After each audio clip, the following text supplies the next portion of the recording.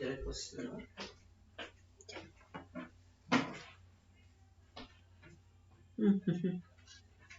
Es que está grabando. Es lo que está grabando toda la pantalla. ¿Es cierto? Sí, por favor, gracias. Sube el volumen de la pantalla o el tele.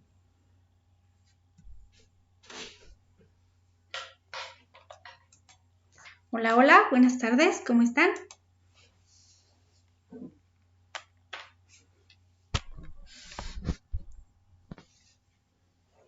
Yo aquí tratando de ajustarme.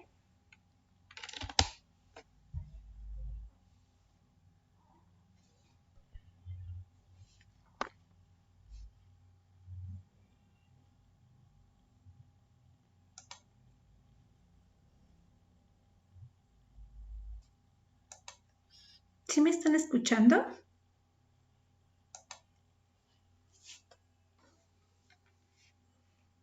Hola. Bueno. Gracias, es que de repente me escucho en una dimensión distinta.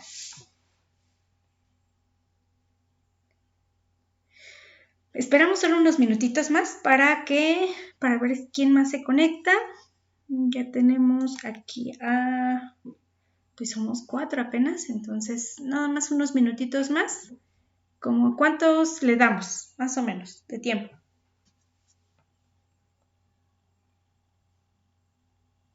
Como unos 5 minutitos para comenzar.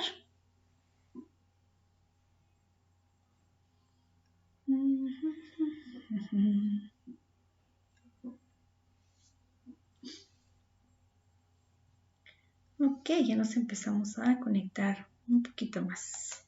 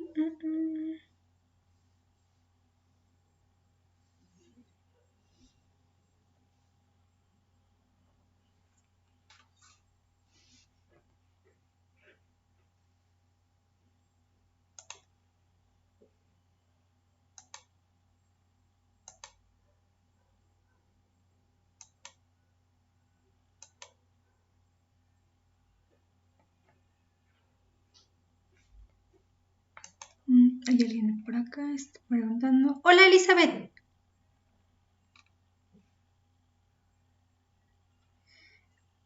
Buenas tardes.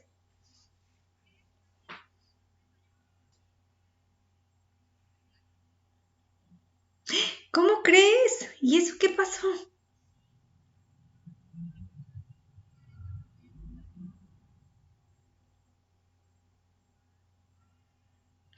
¿Y eso se empalmó? Pero si yo ya tenía marcado el tiempo.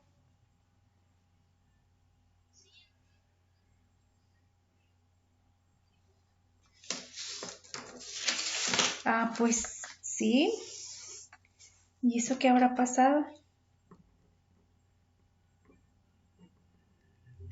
Bueno,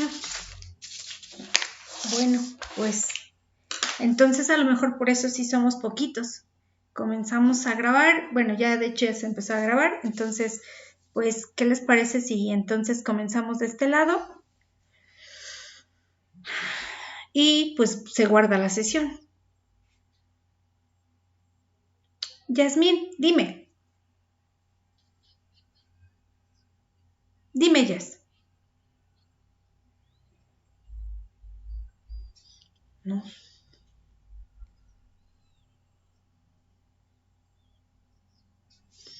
No sé. Elizabeth. De casualidad tú podrás respondernos, porque yo tengo grupo 201, 202 y 203.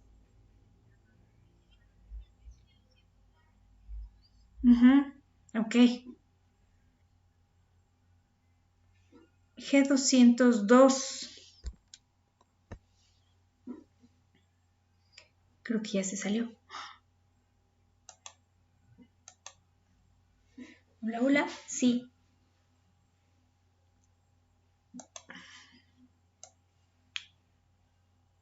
Por lo que veo, sí ya se salió, ¿verdad?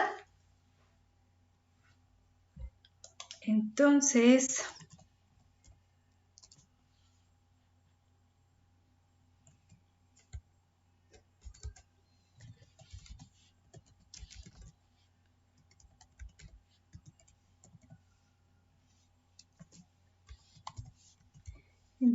pues vamos a comenzar de este lado.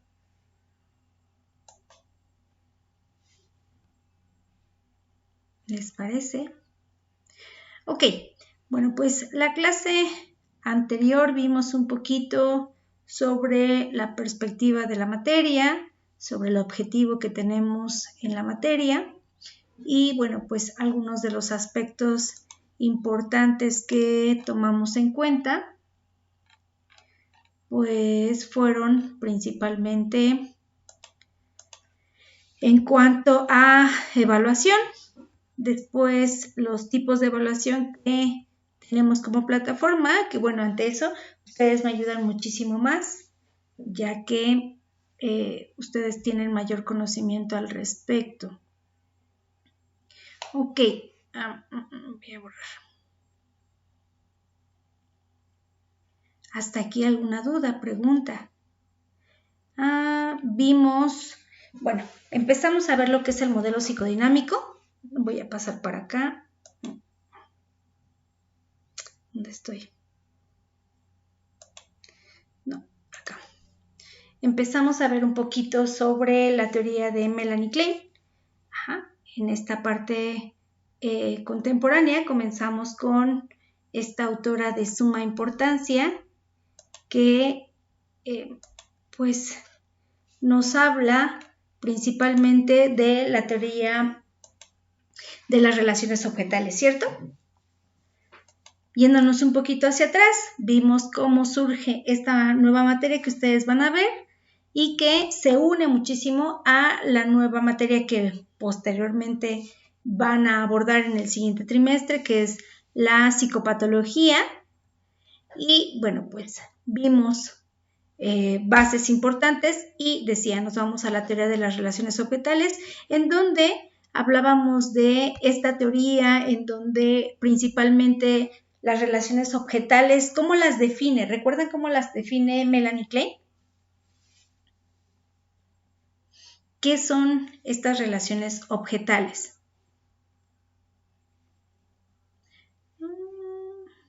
¿Me están viendo? Sí, ¿verdad? Ok. Voy a pasar esta para acá.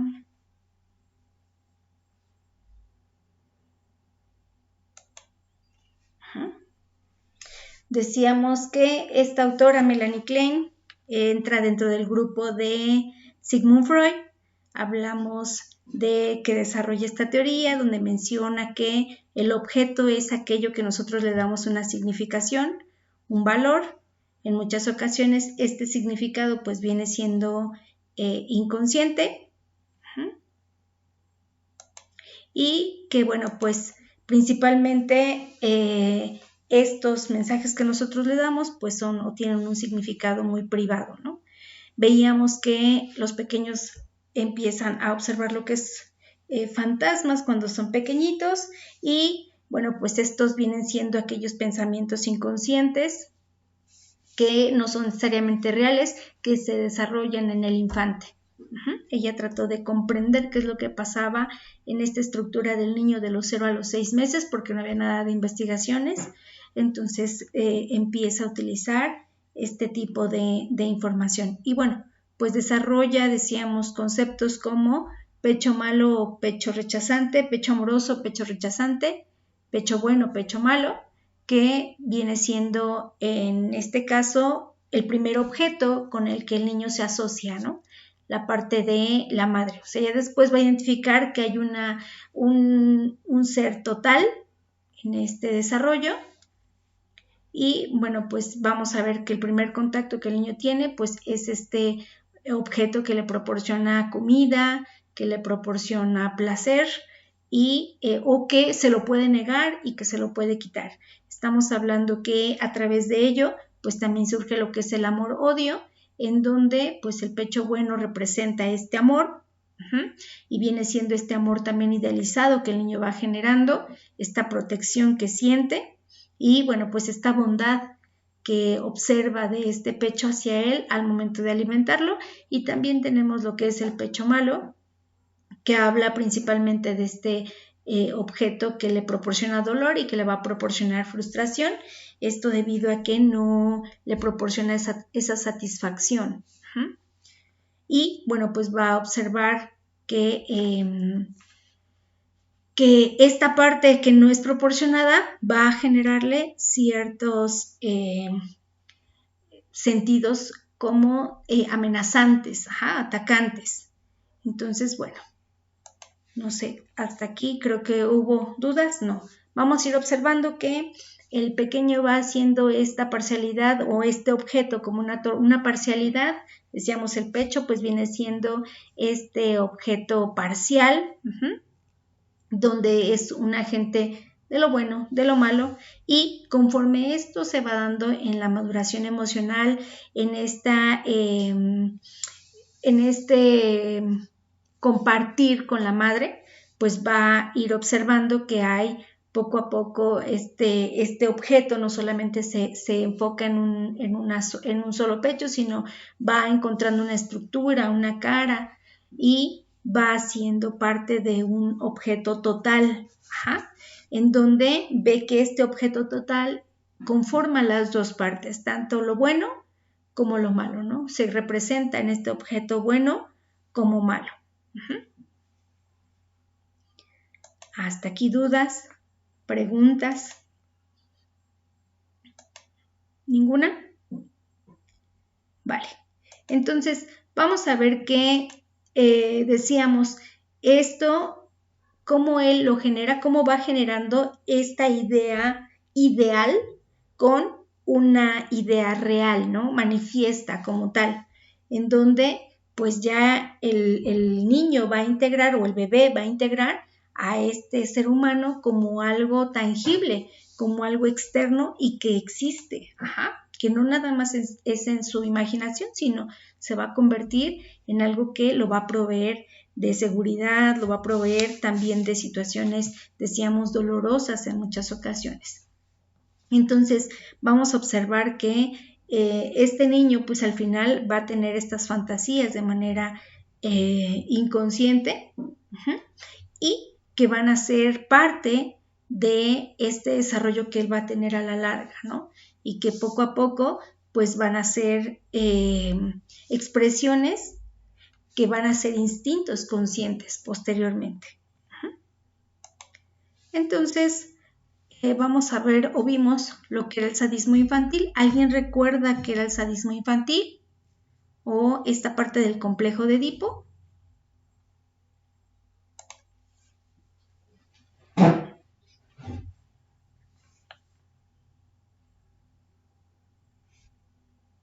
¿No? Se me hace un poquito extraño que hayamos tenido a lo mejor la otra clase cuando marcamos horarios, pero bueno. Entonces, decíamos, el niño empieza a construir, dice Melanie Klein, su ser, esta parte, su mundo, el reconocimiento de su mundo a través de partes, de ciertas estructuras de partes, para después irlo construyendo en una totalidad. Y define la parte del sadismo como este amor-odio, esta situación que comienza a ser contradictoria en el niño, este amor-odio por aquel objeto.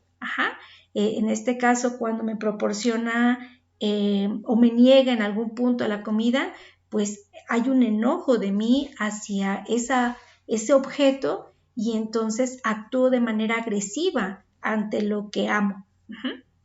Y bueno, pues decíamos, se va concretando poco a poco esta estructura de, ¿cómo lo podemos decir? Pues sí, esta estructura que le voy poniendo a la otra persona como odio, y de esta manera pues comienzo a manifestar esta contradicción, ¿no? Y bueno, pues va a surgir en el niño esta culpa, porque al final pues odia, o sea, odia a esto que le da de comer, pero a su vez también lo quiere, ¿no? Porque también esta persona se da cuenta que le brinda amor, que le brinda seguridad, y por otra parte, pues también le brinda, ¿cómo podríamos llamarlo? Le da lo que sería, pues estas frustraciones, ¿no? Entonces, ahí hay una situación en donde el niño no sabe cómo para dónde irse. Y bueno, pues en esta parte del complejo de Edipo vemos cómo el niño pues es este amor que tiene con la madre, y de qué manera pues el niño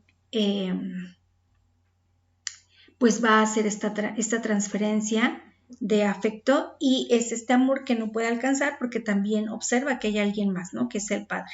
Y en este caso en la niña pues es este amor-odio que tiene con la mamá, que vendría siendo el Edipo de Electra, en donde pues se identifica con la madre y observa que la madre tiene el amor de este ser que es el padre, ¿no? Y entonces hay un enojo hacia la madre. Y decíamos, hay una contradicción porque observamos que es una persona que amo, pero que a la vez también tiene muchas cosas que yo quisiera tener. Entonces vamos a ver que a través de ello pues va surgiendo la culpa, y dentro de esa culpa pues va surgiendo la angustia, porque decíamos, hay una etapa en la parte fálica en donde el niño observa que es diferente a la madre. Observa que tiene ciertas estructuras de su cuerpo que son diferentes a la madre, y bueno, pues tiene miedo a ser castrado por parte de ella, aparte de que ha sido como agresivo cuando fue el amamantamiento, entonces tiene miedo de poder ser castrado, por eso es esta parte de surge este temor a la castración. Y bueno, pues en la parte de la niña es esta observación de que son iguales, y que también hay una lucha por este ser querido o este padre que tiene un pene, y que bueno, pues ella está en esa pelea, ¿no? Hasta aquí. ¿Hay dudas? ¿Hay preguntas? ¿No? Dime, Karina. Hola, perdón.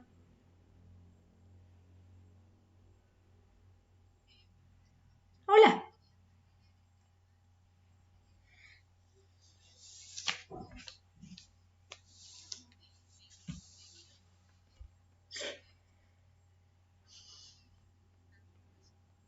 Pues de acuerdo a Melanie Klein, más o menos esto lo reconoce en los primeros 5 meses de nacido el bebé.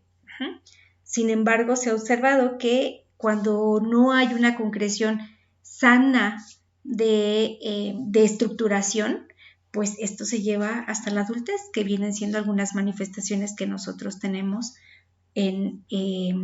pues en esta parte, ¿no? de nuestra personalidad cuando somos adultos.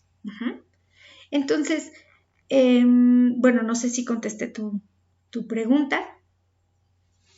Ok, entonces vamos a ver que entonces el niño va a ir introyectando parte de su psiquismo a través de lo que va observando en el exterior.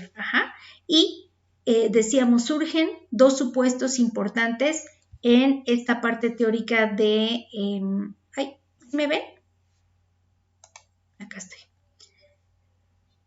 Gracias. 2 supuestos teóricos. La primera es la posición esquizoparanoide, en donde, bueno, pues principalmente el bebé, dice aquí, va a sentir que este objeto amado, pues va a ser un objeto persecutorio, que él piensa que va a ser un objeto que lo quiere aniquilar.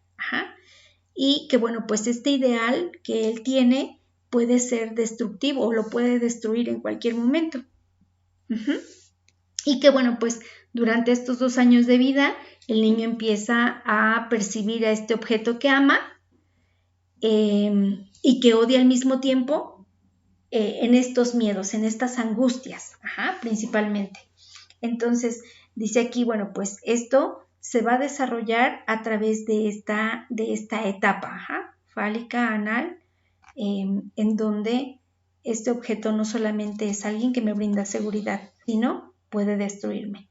Y la posición depresiva, que decimos que es cuando hay una culpa por parte del infante y una desesperación de querer recuperar ese cariño porque él observa que le hizo un daño, y desea restaurar este daño que le hizo a la mamá, ¿no?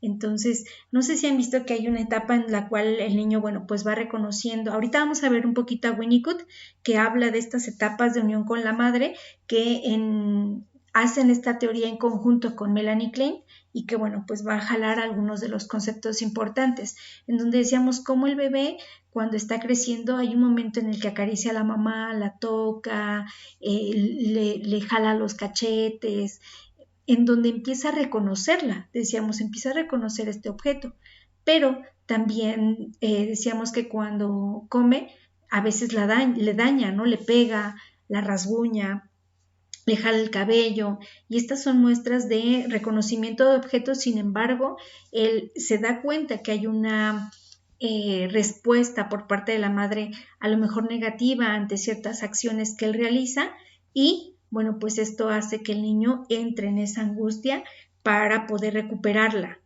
principalmente. Entonces, vamos a ver que ella principalmente en la parte teórica lo que hace es implementar el juego, en donde al niño le permite explorar muchas de estas dinámicas para ver cómo él asoció a esta parte del adulto, cómo él fue introyectando este concepto del adulto y, bueno, pues comenzar a observar qué asociaciones y qué significados de manera latente tuvo este adulto en él. Entonces vamos a ver que va a comenzar el niño a dar simbolizaciones hacia la madre y, bueno, pues vamos a ver que hay algunas simbolizaciones que maneja, como son los celos, por ejemplo, que para ustedes, ¿qué serían los celos? ¿Qué representarían los celos para ustedes?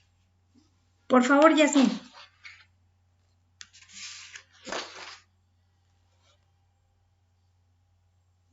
Ok, estamos hablando que aquí hay algo interesante, ¿no? Algo que creo que es mío, o más bien dicho, sí, es este sentido de pertenencia que el otro tiene, ¿no? Y que entonces tal vez yo quiero y yo deseo tener. Entonces, bueno, pues él comienza a observar que la madre también pertenece a alguien más, que en este caso viene siendo el padre, y comienza a tener esa simbolización para con el padre principalmente. ¿Qué vendría siendo lo que sería cuando nosotros principalmente damos un valor exponencial a la otra persona? ¿Cómo se le llama? Se me fue la palabra. Lo que viene siendo dice aquí, hay 3 conceptos o símbolos que él empieza a manejar: lo que es la envidia, lo que es la voracidad y lo que son los celos. Decíamos, el primer concepto que dimos, ¿cuál fue? A ver si podemos ir dividiendo. Decíamos, la envidia es un sentimiento de poseer aquello que otra persona tiene o de disfrutar eso que la otra persona tiene. Cuando hablamos en este caso de celos, ¿a qué me referiré?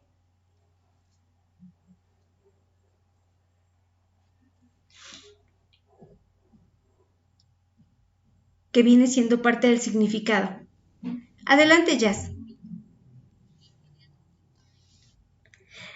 Regularmente los celos viene siendo esta relación amorosa entre dos personas, sí, y parte de ahí que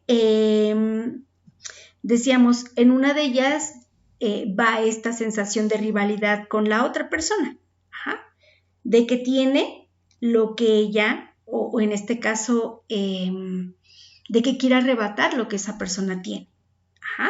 Va siendo dos conceptos. Y lo que es la voracidad, que viene siendo principalmente este deseo de impetuoso, dice aquí, e insaciable por obtener aquello que quiere. En este caso, esos tres conceptos se reflejan mucho en la imagen materna, porque comenzamos, decíamos, con a ver que hay un pecho generoso, pero que también a la vez ella se comparte con alguien más, o que hay alguien más. Entonces, él empieza a reconocer este tipo de situaciones de poca tolerancia para con este objeto que en un principio pues sería mío. Entonces, ¿hasta aquí tenemos alguna duda, pregunta?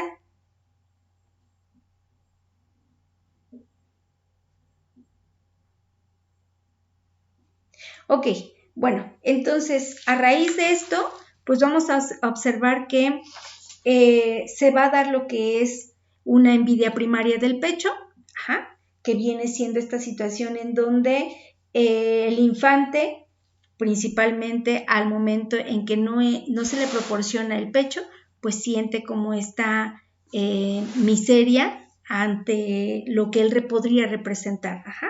Tenemos, en este caso, ante eso, una reacción de querer estropear el pecho, de estar enojado y querer estropear el pecho ante no tener esta satisfacción. Pero también tenemos el concepto de gratitud y de amor, que bueno, pues va referido principalmente a este pecho que decíamos, le debo gratitud, le debo amor por todo lo que me proporciona. Entonces, cuando me proporciona todo esto, este pecho en las primeras infancias, lo que va a desarrollar en el infante es una confianza con él mismo. Cuando no se lo proporciona de acuerdo a todos los significados que él va retomando que mencioné, pues simplemente va a ser una persona muy huraña, una persona que puede ser muy desconfiada de el entorno. Entonces, vamos a ver que principalmente va a generar el niño ciertas defensas contra esto que él, bueno, pues pueda sentir, se va a empezar a defender y va a observar que comienza a hacer algunos mecanismos de defensa. Uno de ellos es pues el mecanismo de idealización, que como veíamos con Sigmund Freud, pues es estos conceptos o esta idea que el niño tiene de este ser supremo que le da todas aquellas, ¿cómo se podría decir? Pues sí, cubre todas sus necesidades principalmente, y por lo tanto comienza a idealizar pues a este ser protector. Y bueno, pues vamos a ver que decíamos, comienza a generar esta idealización que este ser lo va a proteger de este pecho malo que es el que lo quiere, en este caso, que lo quiere, que lo está persiguiendo. Entonces, lo que él hace es desarrollar esta idealización de algo protector. Después tenemos el siguiente mecanismo, que es el de confusión, y en este principalmente decimos, aquí comienza el niño a observar que hay algo bueno, algo malo, y entonces comienza a integrar a algo en este ser total. Esto lo viene manejando como un mecanismo de confusión al cual pues va a ver que hay ambivalencias, amor, odio principalmente. Y que al final ambos van a interactuar para que él pueda, en este caso, pues estar vivo. Decíamos en un principio que Eros y Thanatos es uno de los puntos que también habló Melanie Klein, de que nosotros estamos, ¿cómo lo podemos decir? Pues sí, al momento de nacer, al momento de estar, pues estos llantos, estos gritos que lanza el bebé, pues son un grito de vida, de querer vivir, de querer estar. Y también es un grito de angustia, de no querer morir, de esta angustia. Y decimos que desde que nacemos tenemos todos esta ambivalencia de vida-muerte. Entonces, bueno, pues habla que ya cuando estamos grandes, cuando somos personas adultas, vamos a observar que hay esta ambivalencia de confusión, estas situaciones en las cuales nosotros podemos obsesionarnos por algo o, en su defecto, pues podemos tratar de sobrellevar las cosas, ¿no? En donde nosotros, esta parte de la obsesión es como esta sombra castrante que teníamos, o en su defecto, pues ir normalizando y tratando de superar estos momentos de frustración que vamos a tener, ¿no? Estas confusiones se van poco a poco a reparar. Y bueno, pues decíamos otro mecanismo de defensa que se observa que empieza a desarrollar el niño es la huida de la madre precisamente hacia otro, en donde vamos a ver que la madre principalmente tiene esta relación con alguien más, pero no solamente con el padre, sino va a ver que tiene relación con varias personas más. ¿Alguien levantó la mano? Esto es, pueden ser hermanos, pueden ser tíos, pueden ser sus padres. Empieza a observar el bebé que no solamente comparte este cariño con el padre, sino comparte el cariño con más personas. Y a veces cada una de estas personas, si no se concretan, pueden llegar a ser percibidos por el bebé como rivales. Sin embargo, conforme va creciendo, va a observar que esto es una interacción normal, pero en primera instancia el niño esto lo ve como que están tratando de robar o ella está compartiendo con más personas. No sé si han visto que de repente hay meses en los cuales el niño solamente quiere estar apegado a la mamá y cuando alguien se le acerca como que le pega o como que se acurruca más en la mamá porque él dice, bueno, pues esto o este objeto pues es mío, principalmente. ¿Hasta aquí alguna pregunta?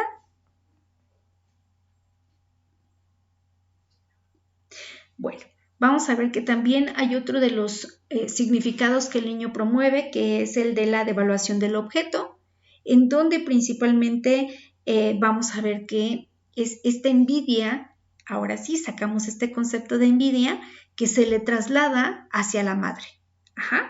Este objeto amoroso que va el niño sin querer devaluando, porque es envidiado, en donde pues en esta devaluación pues puede ser el niño un poco ingrato con la madre, ¿no? Al momento en el cual a lo mejor la mamá le da un beso, el niño, les decía, le da un golpe, y eso es como esta parte de tal vez tú tienes este afecto que los demás te brindan y que yo apenas me estoy ganando, ¿no? Entonces hay una envidia mostrada del infante a veces hacia la madre. Y bueno, la devaluación del sí mismo. Esto quiere decir principalmente que el niño aquí, pues ante los ojos de los demás, cree que tiene un papel menor, obviamente porque no proporciona esta seguridad hacia los demás, porque no proporciona al parecer algo bueno hacia los demás. Entonces hay una demeritación del bebé ante la estructura, diría yo, familiar que se está dando en ese momento. Entonces hay una devaluación del sí mismo por no transferir o por no dar al entorno. Entonces decíamos, otro de los significados que ella observa o denota, pues es la voracidad de lo bueno, que viene siendo de cómo este objeto bueno, admirado, que el niño va concebiendo, pues al final va queriéndolo controlar, ¿no? O sea, es mi mamá y entonces me apego a ella y no la dejo hacer qué hacer, no la dejo, a lo mejor platicar con alguien porque a lo mejor estoy muy incisivo. Es esto de quererla para mí, ajá, es querérmela tragar para mí, ajá, que sea y que me pertenezca en su totalidad a mí como ser independiente. Ajá. Y bueno, pues esta parte, otra de las palabras que ella o significados que ella observa en cuanto a la parte defensiva es el envidiar o el despertar la envidia de los otros. Ajá. En donde decíamos cómo nosotros vamos a dar en este caso a observar que esta persona me protege y me cuida, ¿no? Cuando a lo mejor el bebé voltea a la mamá y le da un besito, ajá, él lo hace como para que el otro tenga, o sea, la otra persona con la que esté interactuando la mamá, pues observe que su atención la tiene hacia él. Uh-huh. Y entonces, dice aquí, va a despertar esta envidia de los otros hacia este objeto que él tiene, que es amado. Uh-huh. Entonces, a través de esto, bueno, pues vamos a observar que va denotando principalmente Melanie Klein que el niño va teniendo cierto lenguaje y cierta introspección para ir configurando ese lenguaje principalmente. Uh-huh. Hasta aquí dudas, preguntas.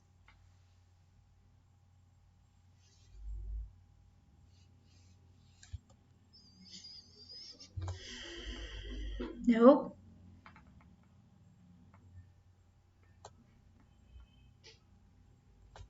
Ok, y bueno, pues dentro de esta parte en donde vamos observando esta teoría de Melanie Klein, me gustaría que si ustedes leyeron un poquito en cuanto al el material que les proporcionaron en la plataforma, si les pareció muy complejo, si les pareció interesante, si hay algunos conceptos que podamos nutrir. Digo, hasta acá tenemos algunas bases, pero esta parte teórica que nosotros encontramos en el material que nos proporcionan fue claro, no fue claro, hay algunas dudas, hay algunas preguntas que vengan de esto que leímos.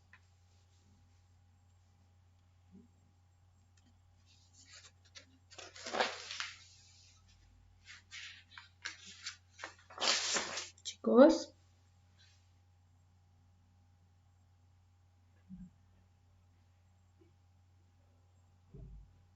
¿No? Ok, entonces quiero pensar que es claro y que bueno, pues el día de hoy, bueno, yo observé en lo que he estado leyendo un poquito de sus trabajos que, bueno, marcarles de antemano que recuerden que tenemos que citar en cuanto a nosotros utilicemos algún concepto, alguna descripción del autor o de los autores, tenemos que citar de quién es. Es importante que nosotros tengamos un sustento teórico en el cual estamos basando pues nuestras respuestas. Ajá, eso va a ser importante, ya que en lo que he observado, en los que me han enviado algunos trabajos, pues es esa parte, ¿no? Me falta sustentar quién dijo esto. O sea, yo sé que dicen ahí, por ejemplo, estoy de acuerdo en tal cosa y tal situación, pero no hay una cita de quién dijo esto. Y entonces eso hace que a lo mejor el texto como tal, completo, no se entienda como tal vez ustedes esperarían. Y eso limita un poquito más el entendimiento. Les decía, bueno, una vez que tú lees lo que tienes en tu plataforma, más lo que tal vez yo estoy tratando de dar aquí en clase, bueno, pues vamos a tener una visión más global de la idea y de las preguntas que nos están realizando para que nosotros desarrollemos.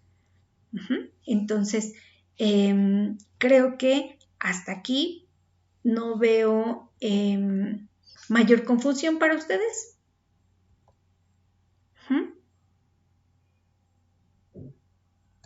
Y que bueno, pues, Karina. No, No, no te preocupes.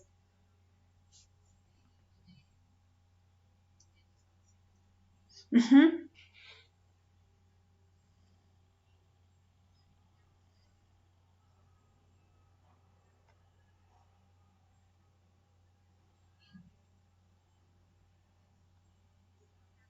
Uh-huh.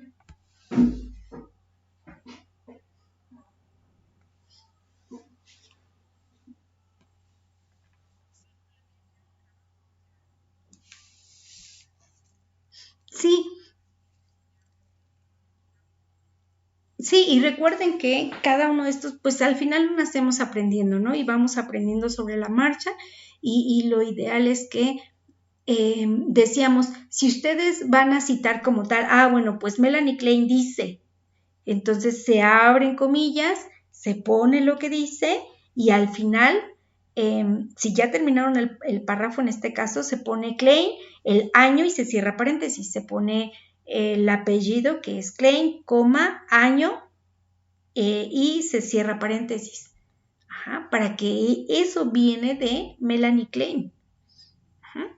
Y probablemente si es un texto muy grande, pues se coloca en qué página fue donde se obtuvo la información. Recuerden que hasta en la última página también están las citas donde sacaron los textos que podemos nosotros checar. Ajá. Esa es una. Para que no tengan... Ajá, dime, Karina. De nada. Entonces, bueno, pues una vez que vemos a esta autora que es Melanie Klein a grandes rasgos con parte de algunas estructuras que creo dentro del texto no están abordadas como en su mayoría, vamos a ver que lo más interesante de esta autora es cómo ella conceptualizó la parte de la estructura psíquica en este infante a muy pequeña edad, ¿no? Y cómo fue observando que el niño tuvo este proceso para ir concretando a sus objetos totales. Ajá, y cómo fue adquiriendo esta parte del psiquismo, esta imaginación única del infante y de qué manera, bueno, pues cuando somos adultos vamos haciendo estas representaciones y muchas de ellas, bueno, pues las seguimos jalando de acuerdo a cómo fue este objeto total o parcial con nosotros. Y entonces, bueno, pues ella dice, sí, se marcan muchas situaciones inconscientes desde que es pequeñito. Pareciera ser que no entiende, no comprende, sin embargo, claro que desde ese punto él ya está percibiendo su entorno y está teniendo una respuesta en la adultez. Y bueno, pues nos vamos a ir a la parte de Donald Winnicott. Alguien leyó un poquito al respecto. Decíamos, él tiene mucho o hace este estudio con Melanie Klein y bueno, pues ellos dos investigan y observan este desarrollo, digo, fueron uno de los, al igual que Melanie Klein, Winnicott y Anna Freud, fueron los principales que comenzaron con este psicoanálisis en el infante o esta teoría del psicoanálisis centrada en el infante y comenzaron a ver precisamente cómo ellos podían tal vez hacer un modelo de prevención, ¿no? O sea, no solamente es que ya llegó a la adultez. Recuerden que vamos a cambiar de, ¿cómo se llama? Vamos a cambiar la sesión, ¿ok? Recuerden de abrir la siguiente sesión de Meet, porque acuérdense que esta nada más dura 1 hora. Entonces ya tenemos la otra sesión de Meet agregada, nada más para que se vayan a ella. De todas maneras la voy a poner por acá. Bueno, en un ratito, para que la tengan y podamos hacer ese traslado hacia la otra sesión y no quedarnos como la vez pasada un buen rato sin podernos comunicar.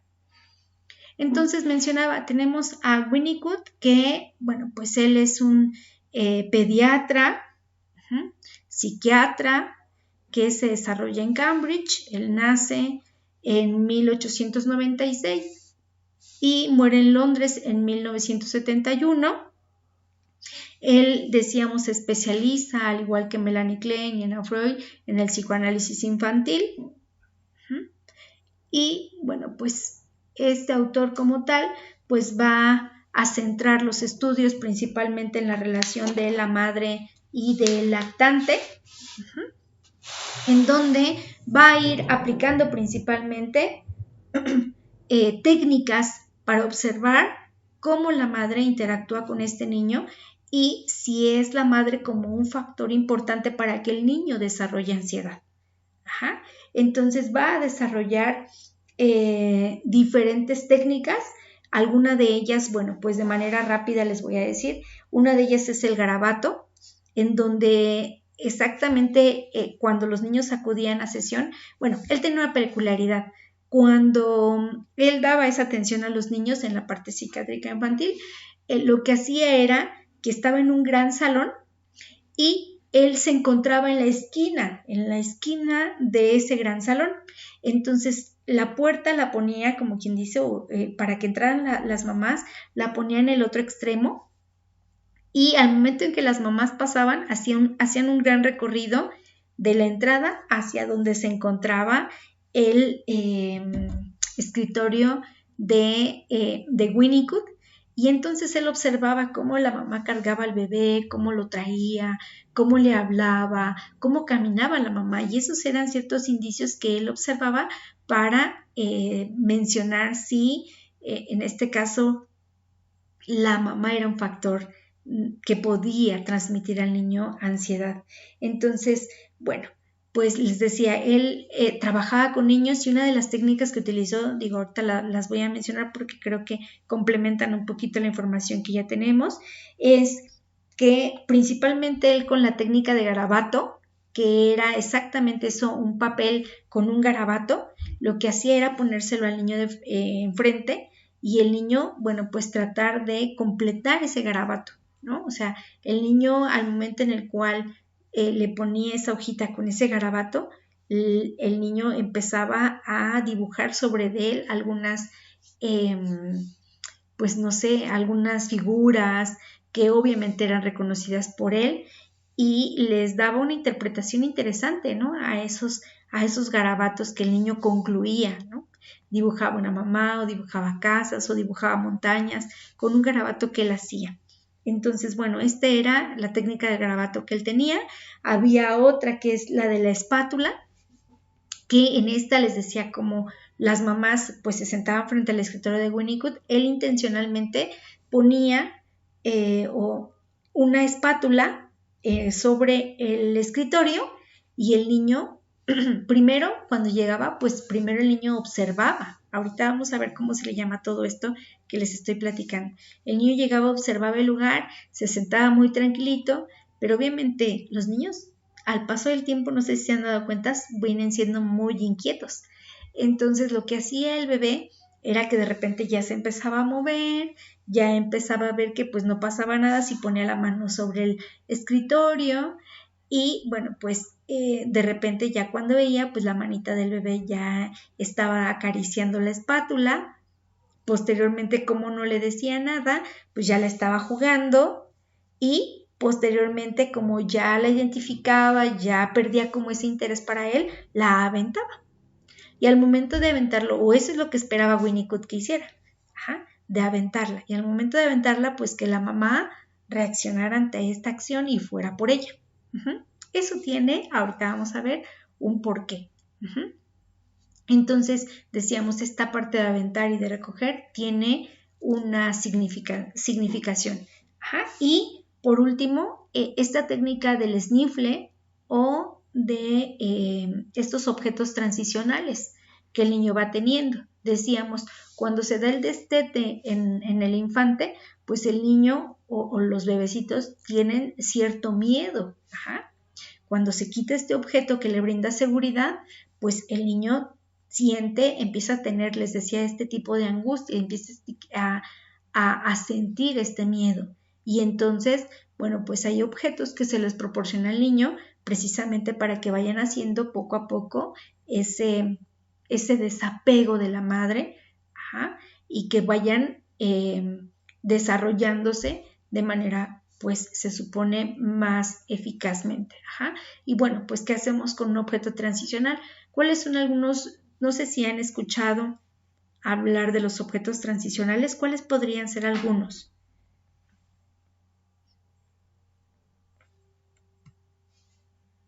Yasmín.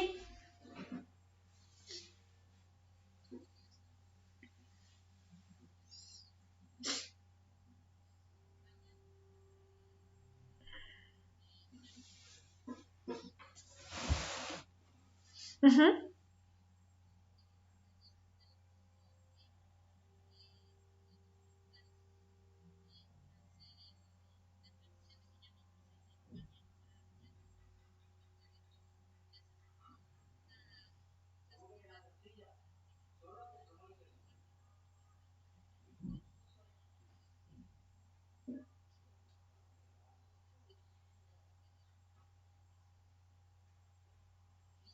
Uh-huh.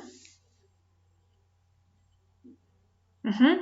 Regularmente vamos haciendo ciertas uniones, tal vez con algunos objetos más que le proporcionen seguridad al infante. En este caso, tal vez están haciendo como este cierre de dejar el pañal, si lo entiendo, pero el niño probablemente se sujete a algo. Ajá.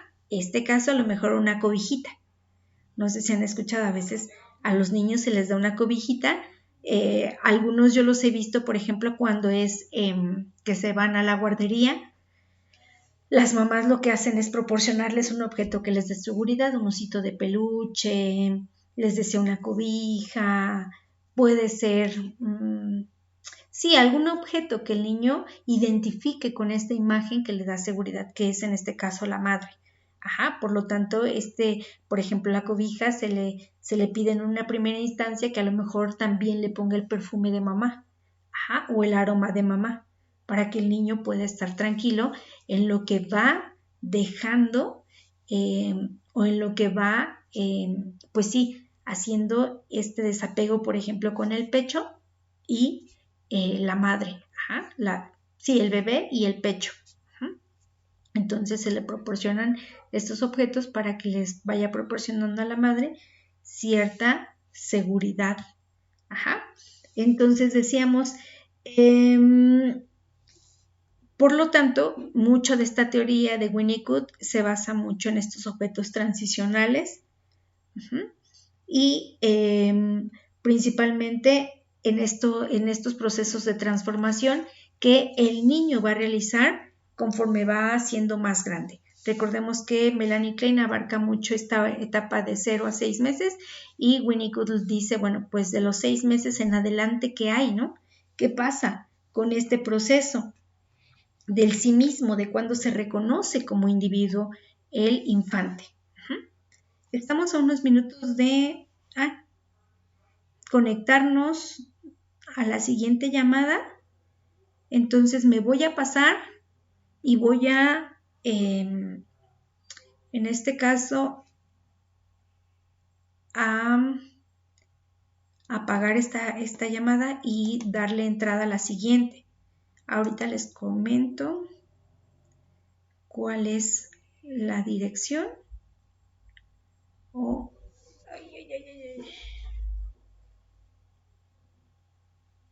A esta sesión.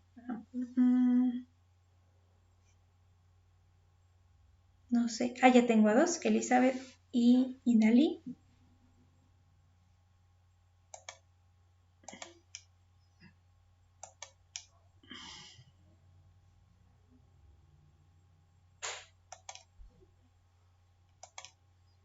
A los demás ya les comparto, permítanme tantito.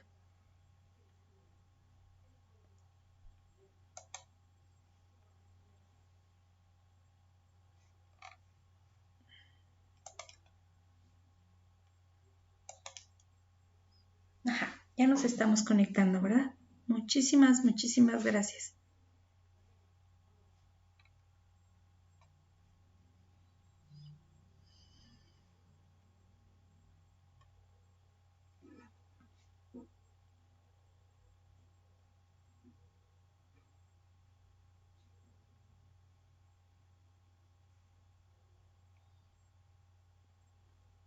Voy a ir cerrando esta porque ya tenemos poquito tiempo, de hecho ya se va a acabar.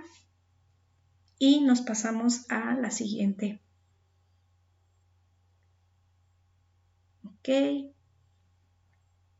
Sí tenemos la dirección, ¿verdad, Yasmín? Lau, Karina. Vale, entonces puedo apagar esta llamada.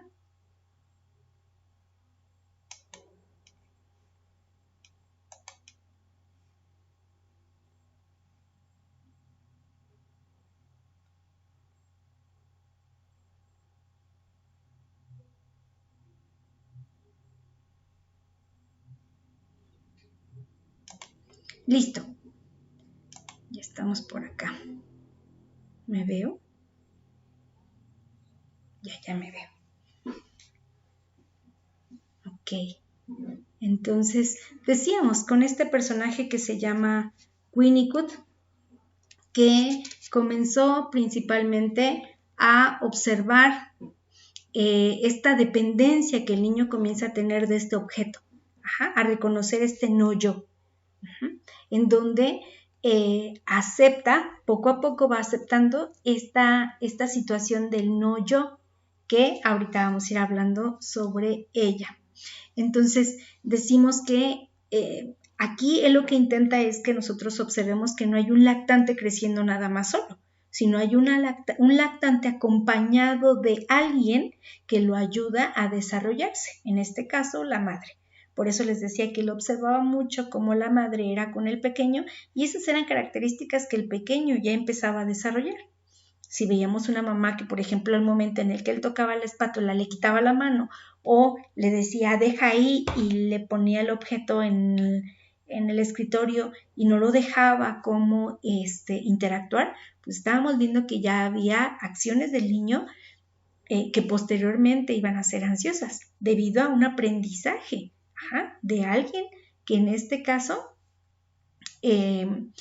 pues lo fue criando, ¿no? Esta crianza que el niño va a tener, este ambiente que le va a facilitar o no le va a facilitar ciertas cuestiones en cuanto a la interacción con el mismo ambiente. Entonces, vamos a ver que el niño, decíamos, va a tener esta separación con este objeto de dependencia y va a comenzar a tomar su propio reconocimiento. Entonces va a observar que dentro de este proceso hay etapas, decía Winnicott, hay una diada entre madre e hijo. ¿Qué es una diada? Bueno, pues esta conjunción que se hace entre estos dos individuos, ¿no? Cómo a veces decíamos, se ensimisman, como dos seres independientes, pero a la vez cuando el bebé empieza a crecer, pues tiene una extremada unión con la mamá, ¿no? Entonces vamos a ver que menciona que hay etapas de diada entre madre e hijo. Y bueno, pues una de estas primeras etapas que él menciona que se da es el periodo de dependencia. Él observa que se da un periodo de absoluta dependencia, que es de los 0 a los 6 meses, en donde el niño se fusiona principalmente con la madre. Hay una fusión, una vinculación afectiva que va a acompañar al bebé y va a ser parte de este modelo de referencia como en cuestión de sus relaciones siguientes.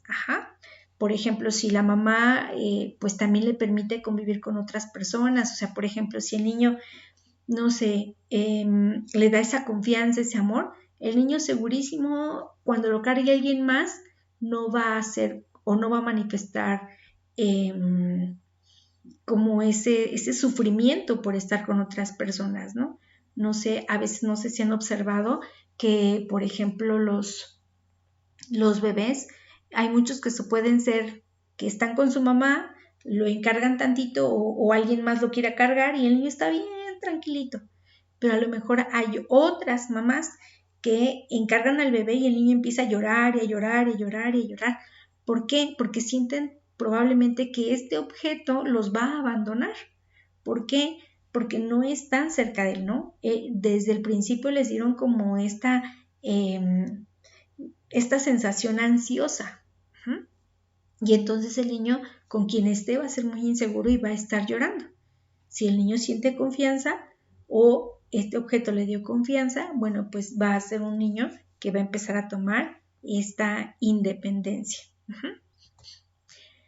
Vamos a ver que concreta una segunda etapa, un periodo de dependencia que se llama dependencia relativa, en la cual principalmente abarca de los 6 a los 24 meses, estamos hablando que casi 2 años, en donde ya el bebé emite señales de llamada hacia su mamá, ya comienza a tener los primeros gestos, decíamos, con la mamá, estos balbuceos de ma, ya empieza a tener este reconocimiento del otro, ya empieza a tener un conocimiento mayor cognitivo, empieza a reconocer objetos, empieza a observar que no solamente el mundo es a través de este ser que está aquí, por eso decíamos esta separación entre la madre y el hijo, cómo se va dando, decíamos no solamente está este objeto aquí, sino comienzo a ver que hay objetos externos que también son funcionales y por lo tanto comienza a explorarlos, comienza a irse más allá, ¿no? Empieza, por ejemplo, a gatear y empieza a tener como distancias más lejos de la madre, pero observando siempre que la madre esté ahí, ¿no? Y comienza a observar, empieza a explorar, decía, este medio, todo se empieza a meter a la boca, porque también está explorando sensaciones, comienza a tocarse, bueno, desde muy pequeñito él se siente, se toca, pero empieza a ver que hay algo más allá, no solamente este objeto.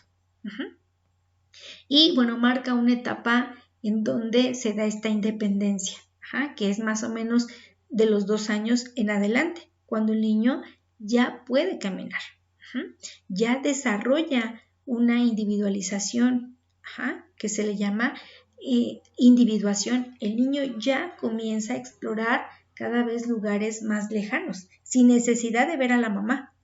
Todavía recordemos que en la anterior etapa él como que volteaba a ver dónde estaba su mamá y en esta ya no.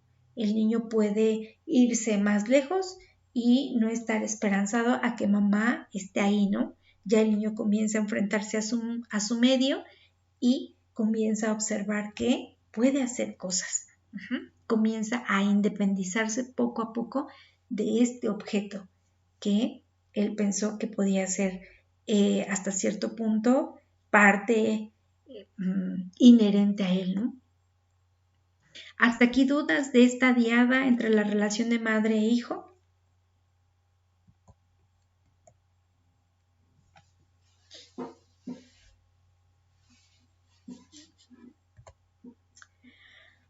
¿No? Ok, durante esta separación vamos a ver que va a haber algunas funciones que se realizan en estas 3 etapas por parte de la madre principalmente, y una de ellas es el sostenimiento, en donde la madre principalmente lo que hace en las primeras etapas de desarrollo es que satisface las necesidades del niño. Si ustedes observan, el niño llora, tiene hambre, el niño a veces llora y la madre como que hasta reconoce cuando tiene a lo mejor alguna incomodidad y entonces dice hay que cambiarle el pañal porque ya se hizo, ¿no? O le duele el estómago porque nada más ya le cambié el pañal, ya le estoy dando de comer y no quiere. Entonces empieza a identificar esas necesidades fisiológicas que tiene el infante. Y con ello, bueno, pues comienza a satisfacer esas necesidades. Decíamos, si esas necesidades son satisfechas con amor, con cariño, etcétera, bueno, pues el niño va a desarrollar esa confianza, esa seguridad y esa sensación de cuidado. Sí, bueno, esta es en una primera etapa. ¿Qué otra cubre la mamá? La parte de manipulación, en donde principalmente aquí se hace referencia a este cuidado que la madre va a dar al pequeño en cuanto a atención, que va a favorecer que el vínculo que pueda tener el niño consigo mismo, y esta satisfacción que el niño tenga en cuanto a observar lo real de lo ideal. Por ejemplo, el niño va a empezar a observar, por ejemplo, cuentos, ¿no? La mamá le va a empezar a contar cuentos en donde el niño va a comenzar a ver imágenes que son fantasía, ¿no? Que son ideales, pero el niño va a comenzar a reconocer lo que es algo real, algo tangible, la madre, y lo que es algo fantasioso, probablemente estos dibujitos del cuento. Va a empezar a tener objetos, muñecos, figuras que le llaman la atención al bebé y que, bueno, pues al final son parte de él, que van a ser suyos, van a ser objetos que le van a pertenecer a él. La madre hace este traslado de esa, ¿cómo lo podemos? Extensión tal vez del bebé. Y la de presentación objetal viene siendo principalmente estos objetos que van a tener esa satisfacción o van a ser como la unión de satisfacción con el bebé. En donde, por ejemplo, van a ser objetos que el niño va a necesitar. En este caso, por ejemplo, puede ser, decíamos, un muñeco de peluche que el niño va a necesitar para cuando se vaya a la guardería o al kinder. Bueno, principalmente la guardería porque son etapas de muy pequeñitos. Entonces, son objetos que la mamá le va a transferir para que vaya utilizando, que le vayan siendo útiles. Por ejemplo, la cuchara para ir comiendo. Este es un objeto que la mamá le va a empezar a enseñar a usar porque va a ser útil para él. Está cubriendo una necesidad del infante. Entonces tenemos 3 características principalmente. Hasta aquí dudas, preguntas.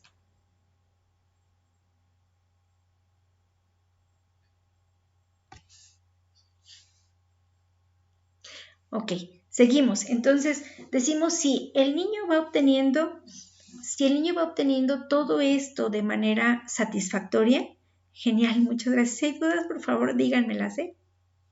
Decimos, si el niño va teniendo todo esto de manera satisfactoria, el niño va concretando su yo, su self, que se le llama. Es S-E-L-F, su self lo va concretando, su yo lo va concretando. Va entonces a ir generando su yo como algo pues de él, ¿no? Algo propio, va haciendo este reconocimiento y por lo tanto va a generar un verdadero self que se le llama, que es este yo real, que es esta capacidad de cada infante de manifestar, de representar de manera auténtica sus necesidades. Va a dar una expresión propia de sus necesidades. ¿Por qué? Porque nunca o no tiene miedo, no presenta angustia cuando algo quiere, cuando algo necesita. Se hace, ¿cómo lo podríamos decir? ¿Alguien recuerda cuál podría ser un ejemplo de esto?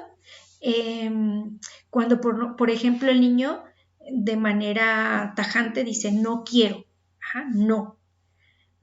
Si, por ejemplo, alguien le está pegando y lo está molestando y el niño voltea y le dice no, entonces ya está empezando a tomar como esa conciencia de yo, de a mí no me gusta eso, de mí mismo. Y entonces ahí está manifestando un self, dice aquí real, o un yo real. Pero dice que si de cierta manera, pues tampoco se adquirieron estas herramientas de la mejor manera, o sea, todo esto que la mamá debió de haber presentado como con amor y con afecto y teniendo todo esto que habíamos mencionado anteriormente, pues se va a crear un falso self. Y bueno, pues este falso self que es lo que genera pues una estructura defensiva. Me voy a tratar de proteger, que es lo que hace. busca entonces ponerse, dice aquí, una máscara. O sea, voy a intentar protegerme y a la larga voy a ir generando máscaras que me van a cubrir ante la demanda de los otros. Ajá. Si algo no me parece, pues voy a tratar de resistir. Ajá. No digo no, trato de aguantarme. Me aguanto lo que me digan. Y tal vez cuando salgo para mi casa grito, pero en el momento en que a lo mejor tuve que haber hablado no lo hice. Y entonces voy teniendo un falso self. Ajá. ¿Y esto por qué lo hice? Porque a lo mejor me mantiene con esa persona en una relación, para mí según estable, ¿no? Entonces, decimos, se trata de mantener por la expectativa que el otro tiene sobre él mismo. Entonces, este falso self se va a mostrar cada vez que se quieran cumplir con estas normas exteriores. Y aunque no me parezcan, pues las voy a llevar a cabo.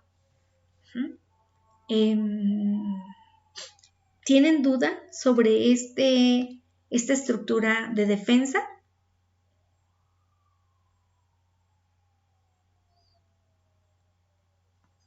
Cuando somos adultos, ¿la seguiremos manifestando?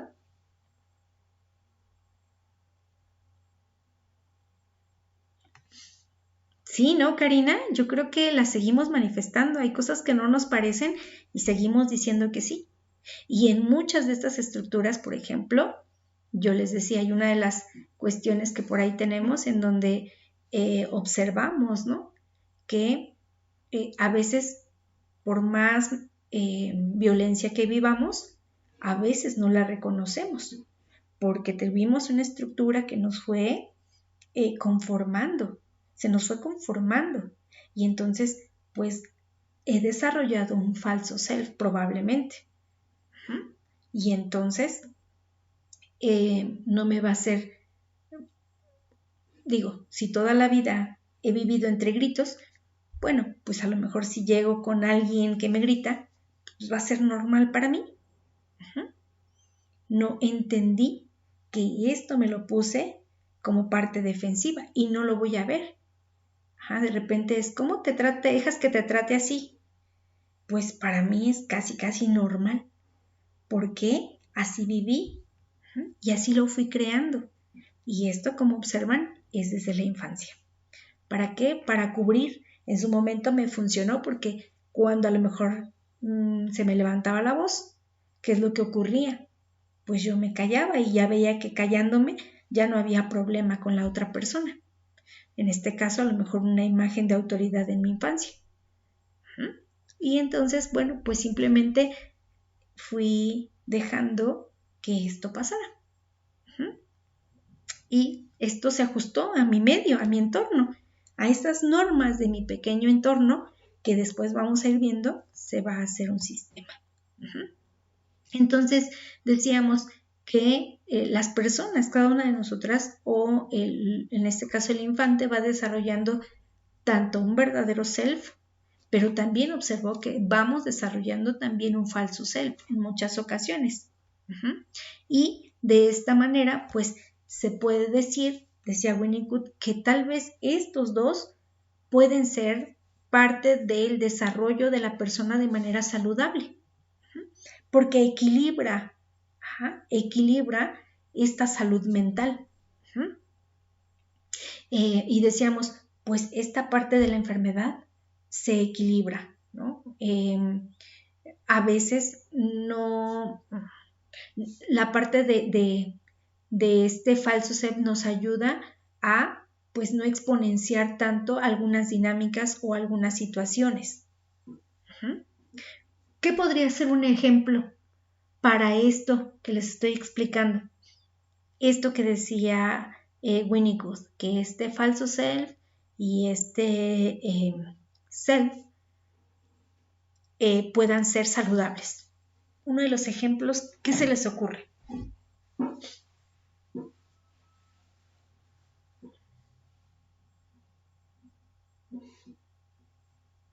¿No? No.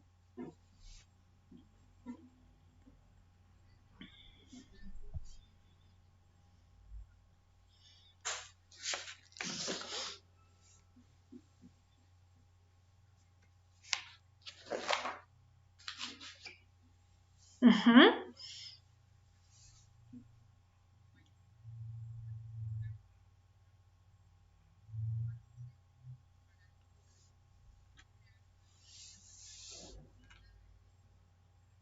Ujú. Y eso, de cierta manera, ¿qué capacidad te da en el trabajo, no? De decir, eres tolerante. O sea, de observar que, si te enojas, pero eso ayuda, o el momento en el que tú no explotas como tal, puede ser como de, es tolerante, o si explotas es también como decir, ok, con él hay que tener cuidado porque no se deja, pero pues también hace reafirmar que yo estoy ahí, que tengo opinión y voto, ¿no? Puede ser desde esta versión, puede ser saludable porque ya desde que yo digo, no, a ver, así no son las cosas, baja el tono de voz, X, estoy reafirmándome, pero también, esto a la vez a mí puede beneficiarme porque va a decir, pues es una persona que sabe tolerar, que sabe hablar, que sabe decir lo que piensa, o decíamos, si nosotros manifestamos el self, el falso self y estallamos, pues podemos ser como unas personas intolerantes, ¿no? Pero cuando a lo mejor sabemos que somos intolerantes o podemos llegar a ser intolerantes, pero guardamos la compostura y demás, pues eso puede equilibrar un momento en el cual no podemos dos explotar, ¿no? Al mismo tiempo. Si en alguno tiene que caber, dicen ahí, la prudencia. Entonces sí, Idali, muchísimas gracias por tu participación. Hasta aquí, dudas.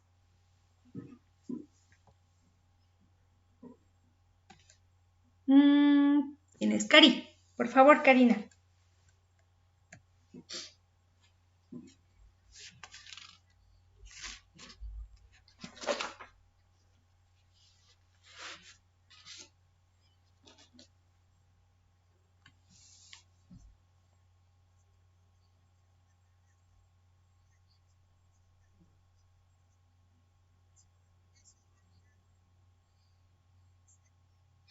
Bueno, pues mira, él lo maneja, digo, si nos vamos a la parte teórica de él maneja como, decíamos, como máscaras, ajá.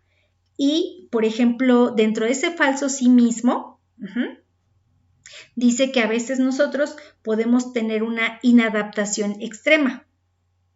A ver, Laura, perdón, dice, podría ser un falso self cuando alguien hace... Ay, ¿dónde está? Acá está. Podría ser un falso self cuando alguien hace un trabajo que no le gusta y lo hace de mala gana siendo grosero con otros. Muy interesante. ¿Y Dalí? A ver, vamos a ir respondiendo. Todas van muy enfocadas. ¿Y Dalí?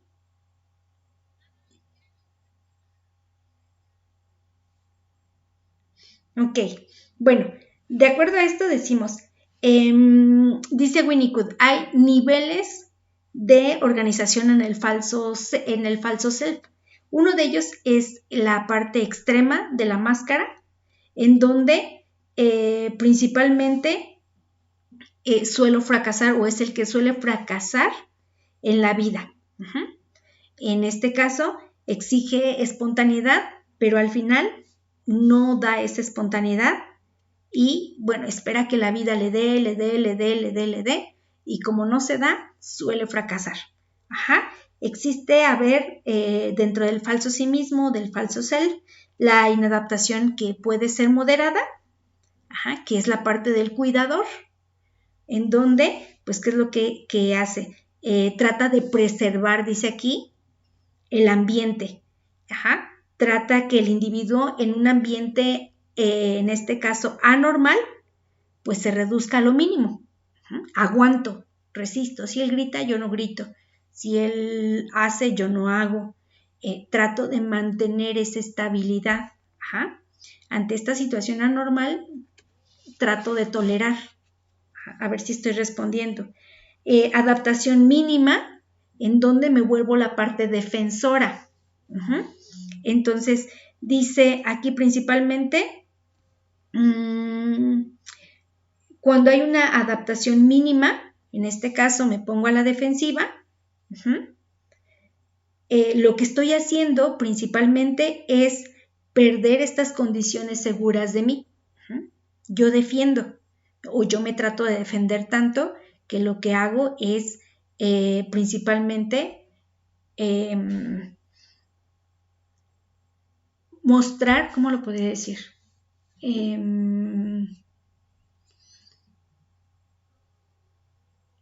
Lo que intento es, en esta parte defensiva, es estas esperanzas que yo pudiera haber tenido del entorno se pierden cuando yo estoy en esta etapa defensiva. ¿Y qué es lo que ocurre? Aquí hay personas suicidas, ¿no? Cuando yo trato de defenderme, pues llega un punto en el que a lo mejor la persona se cansa del entorno y se cansa de defenderse y ocasiona un suicidio. Y maneja la adaptación moderada, que es el imitador, en el cual va viviendo una vida, va diciendo que tiene una vida perfecta, va diciendo que tiene un mundo perfecto, que esto va a ser algo idealizado, que le va a dar a él como esa parte de vivir, ¿no? De estar vivo, de estar, pero también entre eso, pues decimos, hay un falso yo porque creo que vivo así, pero en realidad no es esto, vivo en una idealización, algo que no tiene realismo.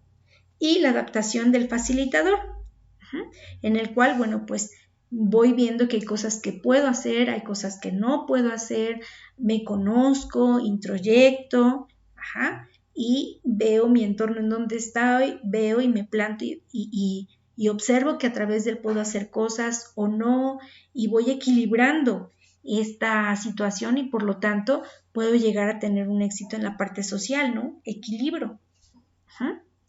Entonces tenemos 4 tipos, en este caso, 5 tipos de falsos sí mismos, de acuerdo a Winnicott. Ahora sí. Dice, ahora resuelvo esta. Dice, ¿podría ser un falso self cuando alguien hace un trabajo que no le gusta y lo hace de mala gana siendo grosero con otros? Pues ya vimos que sí, ¿no? Puedo ser como esta cara de soy competente, a más no poder, pero no estoy contento conmigo. En realidad, pues esto no es algo que me agrade. Y entonces, pues si en algún momento lo manifiesto y empiezo a hacer, tal vez a colocarme como esta parte, decíamos, defensiva, ¿no? Pues total, empiezo a tener como esta desesperanza lo que hago.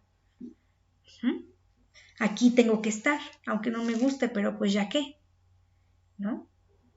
Entonces decimos, va a su propio suicidio, no le gusta, pero ahí se mantiene. No sé, ¿resolví tu pregunta, Laura? ¿O la hice más confusa?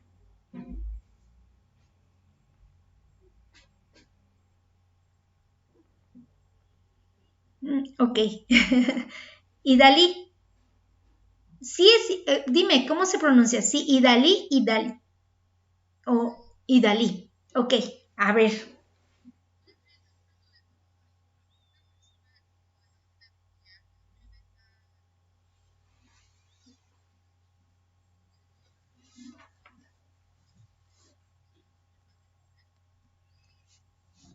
Pues estamos hablando de un self falso, ¿no?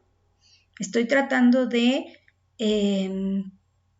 decimos, cuando es un self propio, bueno, pues acepto, soy honesta, tengo humildad, sé dónde estoy, pues acepto y voy interactuando pues de la manera en la cual pues tampoco ocasione daño ni me ocasione daño, ¿no? Lo ideal, trato de equilibrar, decíamos. Pero cuando hay un falso self, pues estoy tratando de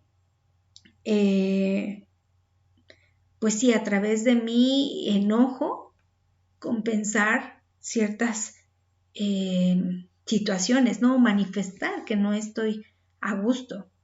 Y entonces, pues me pongo una máscara de agresor probablemente, ¿no?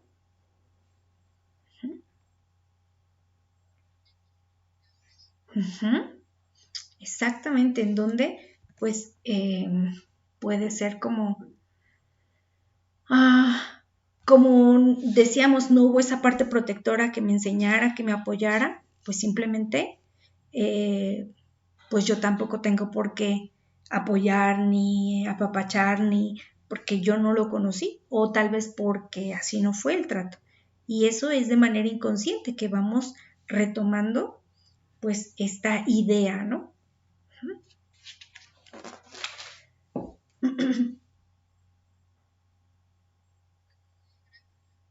De nada. Entonces, decíamos,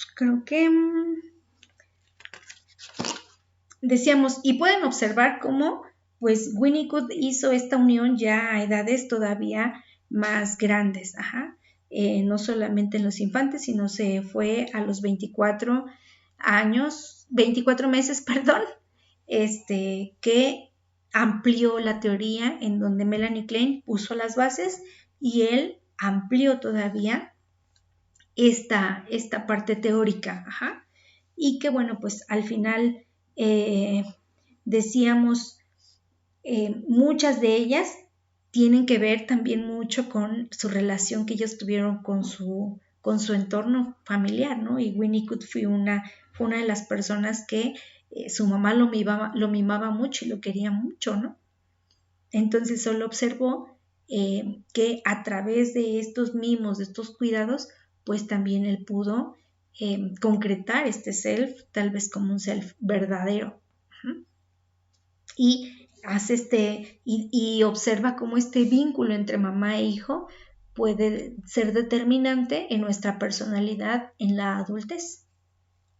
Estos vínculos van a ser como la parte primordial para que nosotros podamos en adelante definir todas nuestras relaciones con nuestros objetos. Digo, objetos, estamos hablando de todos aquellos personas que van a ser, ¿cómo lo podríamos poner?, importantes en nuestro desarrollo. Recuerden que les vamos a ir dando un valor. Entonces, hasta aquí, dudas, preguntas, creo que...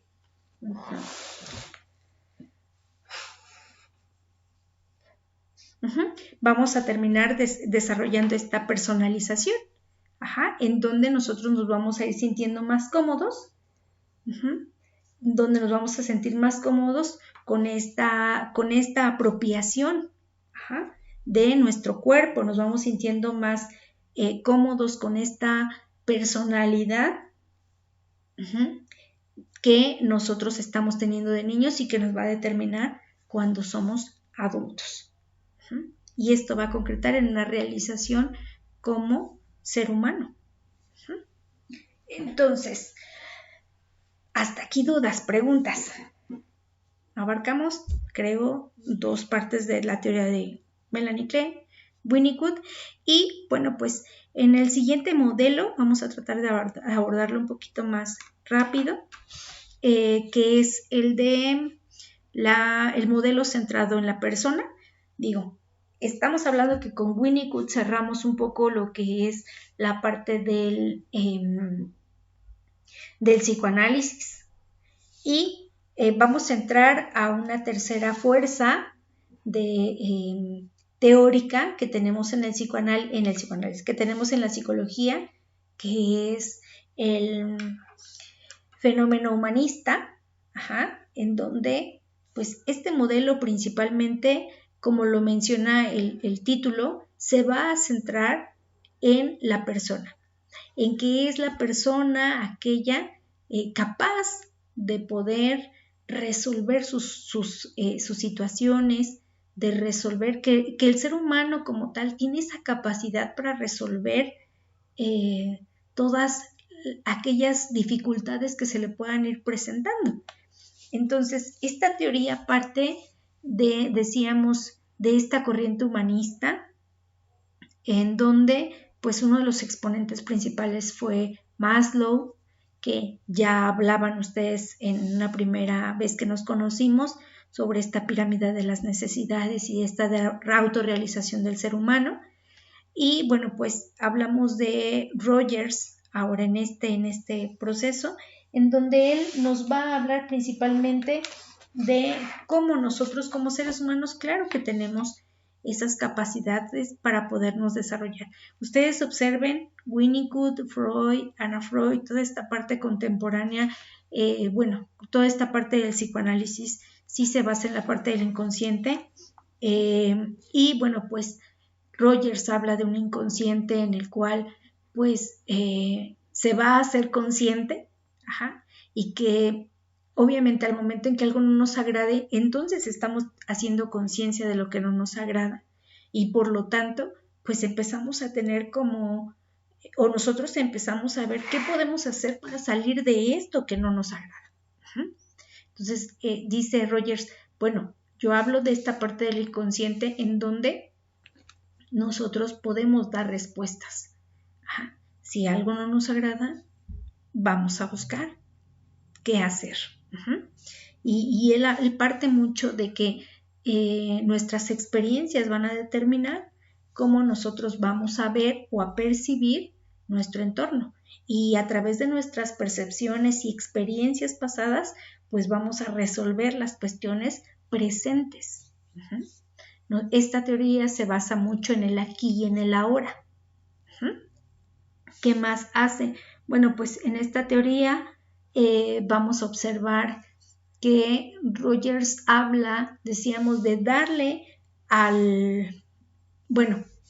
Winnicott y demás hablaban sobre un paciente. Ellos relativamente se estaban enfocando en una enfermedad o en un trastorno. Entonces decían, bueno, pues esto es más basado en la parte psiquiátrica, en la parte de la enfermedad. Rogers comienza a hablar de un cliente, en donde el cliente es aquel, dice, bueno, pues que va y que solicita un servicio y que nosotros tenemos que brindarle un servicio.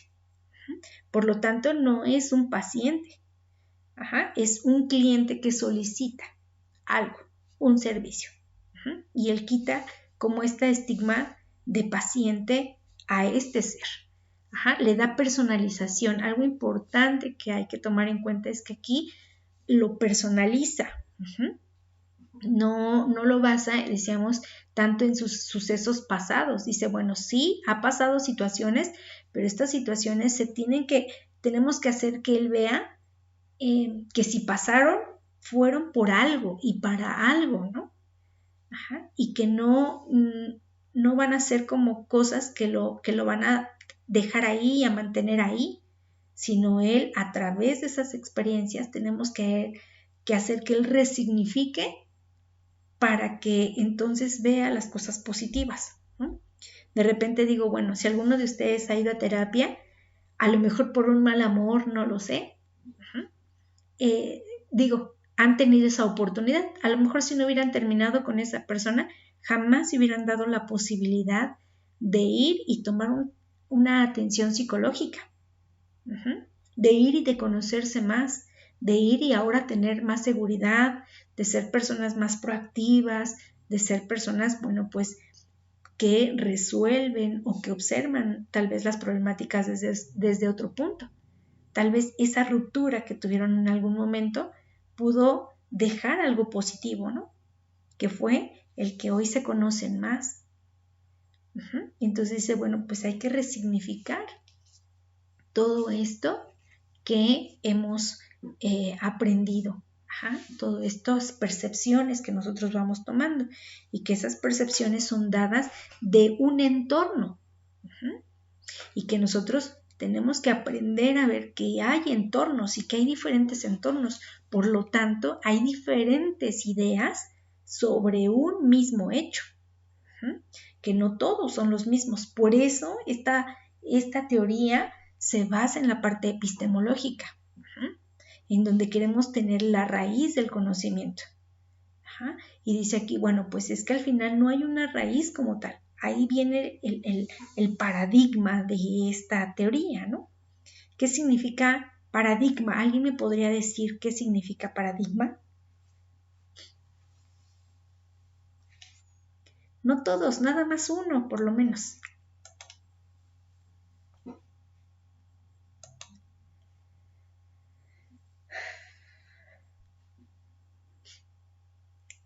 Bueno, cuando hablo de esta parte de paradigma, son estas a veces posibles contrapartes que se encuentran para dar un conocimiento integral, ¿no?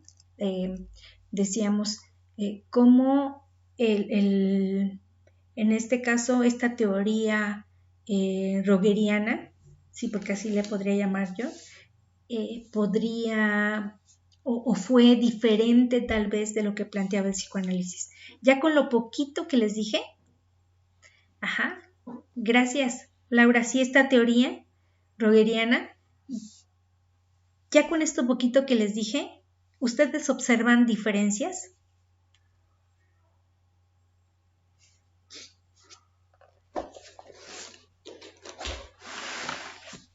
¿Sí observan diferencias o no?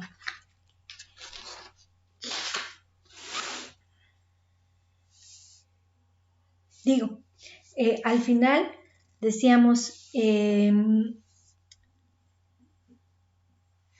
Rogers mencionaba en algún momento, bueno, pues, ¿cómo es que a pesar de que tenemos todo, a veces en muchas ocasiones, o que ya tenemos lo que podríamos decir un éxito, ¿por qué seguimos tal vez no teniendo esa satisfacción, no?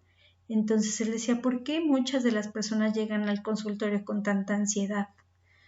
Y eso fue algo que motivó que él empezara con esta investigación y lo sustentara en una teoría como tal. Entonces, bueno, pues vamos a ver que esta teoría, claro que tuvo un boom importante en la época, por eso se le da la parte de las fuerzas como una de las fuerzas teóricas más importantes, en donde decía principalmente, vamos a ver que habla sobre este sí mismo, sobre este sí mismo y sobre la conciencia que se tiene del sí mismo, en donde decía se basa en la parte fenomenológica y en la parte de fenomenología, en donde cada uno de estos puntos principalmente, decíamos, va a ser accesible y reconocible directamente para el ser humano. Por lo tanto, dice aquí, se asume una realidad, que esta realidad debe ser entendida como una co-construcción, o sea, nosotros obtenemos una realidad del entorno a través de lo que hemos construido a lo largo de nuestras interacciones, a través de lo que nos han proporcionado los diferentes entornos en los que estamos, pues ese concepto, esa realidad, porque en realidad, bueno, decíamos, la realidad no la construimos nosotros, ya hay muchas bases, desde que nacemos ya hay una realidad construida, desde que nacemos ya hay ciertos conceptos construidos, por eso en esta fuente decíamos, utiliza un poquito la parte de Jung, este psicoanálisis en donde él decía la base de los arquetipos, ¿no?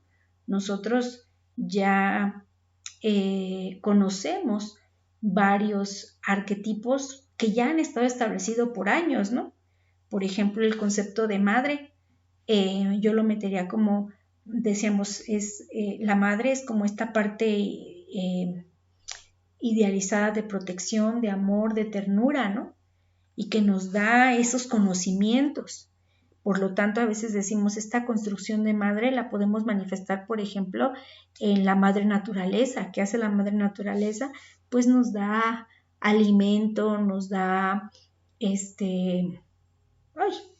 nos da ciertas características importantes en nuestro desarrollo, ¿cierto?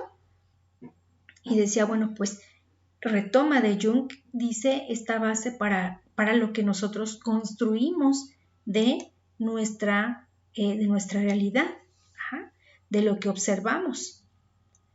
de lo que observamos, pero también de lo que el otro observa. Cada uno de nosotros tenemos realidades o percepciones, decía, distintas. Y que todas a su vez son válidas. O sea, yo no puedo a lo mejor negar esa realidad porque al final fue lo que tú experimentaste.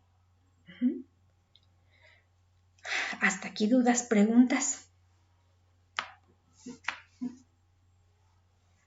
Por lo tanto, decíamos aquí el psicoterapeuta principalmente va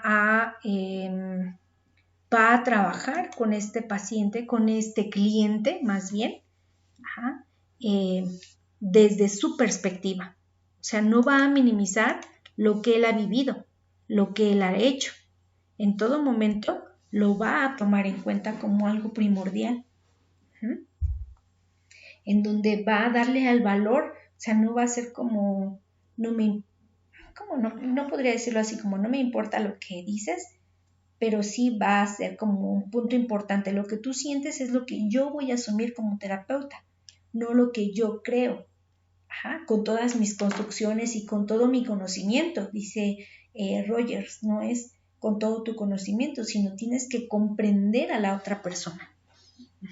Por eso tiene esta base existencialista, del ser, de, ¿cómo se llama? Sí, de la creación de ti como persona. Entonces va a partir de un sí mismo. Va a partir de esta estructura, ¿cómo sería? De este fin como ser humano, de esta finalidad que tú tienes aquí, a lo mejor como persona, ¿no?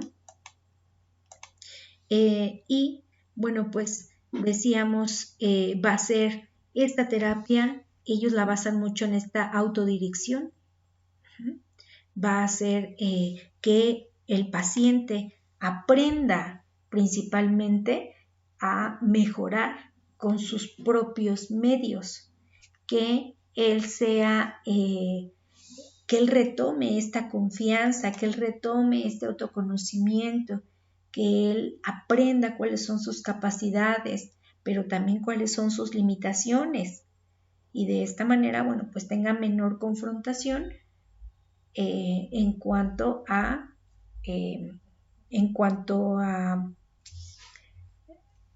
¿cómo lo puedo decir? Como persona,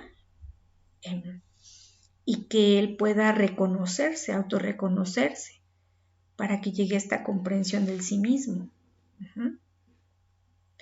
Hasta aquí alguna duda, pregunta. Digo, estoy hablando de puntos como muy, muy particulares. Por el tiempo, pues trato de ir avanzando en esta idea. Entonces decimos, trata de que el individuo sea libre.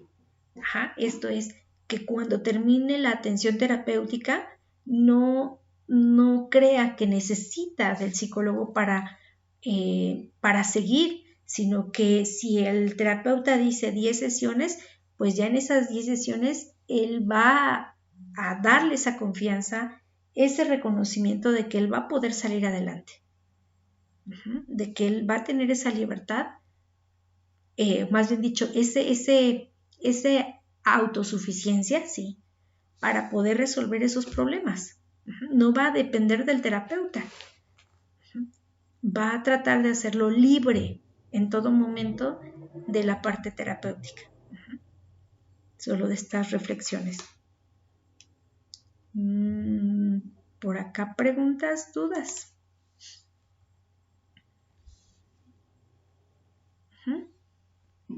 Entonces, vamos a ver que de esta manera, pues, habla de este desarrollo humano en donde tiene que ir haciéndola innata.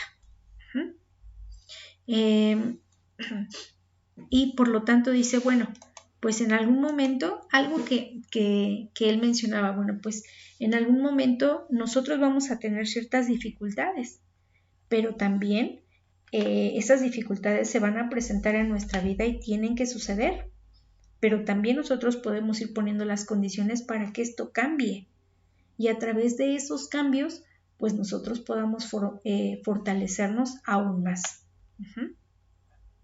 Entonces, hasta aquí dudas, preguntas, más cuestiones. Por lo tanto, él considera al ser humano como un organismo organizado, dinámico, libre, abierto, para que pueda autogestionarse. Y el terapeuta le va a enseñar cómo llegar a concretarlo.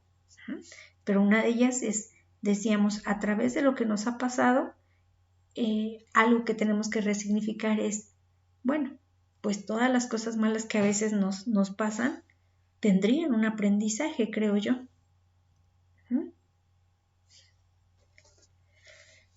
Hasta aquí dudas, preguntas, digo, va más profundo, pero creo que por tiempo vamos a ir concretando si tienen alguna duda, si difieren, ahora sí ven, espero, como que una gran diferencia entre la parte psicoanalista y los humanistas, ¿no?